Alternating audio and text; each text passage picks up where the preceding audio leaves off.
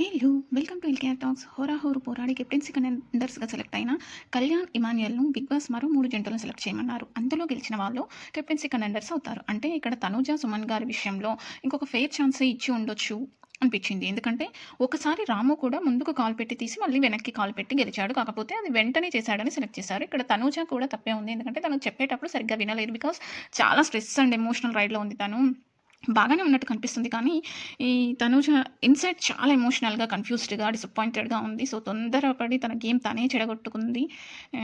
ఆ రౌండ్‌లో ఇద్దరు ఫౌల్ చేయడంతో ఇద్దరు డిస్‌క్వాలిఫై అయ్యారు. ఒక ఛాన్స్ ఇచ్చుంటే బావుండేది. రాము, సంజన గార్లలో రాము విన్ అయ్యి థర్డ్ కంటెండర్‌గా, రీతు, ఫ్లోరా గార్లలో రీతు విన్ అయ్యి రీతు ఫోర్త్ కంటెండర్‌గా సెలెక్ట్ అయింది. ఈ రౌండ్‌లో రీతు స్ట్రాటజీ వాడకపోతే ఖచ్చితంగా ఫ్లోరా విన్ అయ్యేవారు. రీతు స్ట్రాటజీ హెల్ప్ అయ్యింది కానీ అది అంత గొప్పగా అనిపించలేదు. నిన్న తనూజ డిస్‌క్వాలిఫై అయినందుకు ఏడ్చి అంతా చేయడం, కష్టపడ్డాం, ఆడాం, డిస్‌క్వాలిఫై అంటే ఎలా ఆలోచించాలి కదా అని అంతా చేయడం అస్సలు బాలేదు.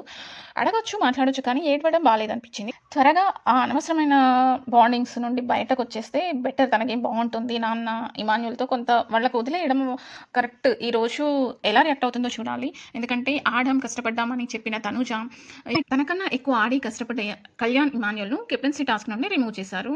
నైట్ జరిగిన దివ్యోపదేశం, భరణి అభయం తర్వాత ఫైనల్‌గా రామును కెప్టెన్ చేసినప్పుడు తనూజ రియాక్షన్ చూడాలనుకుంటున్నా.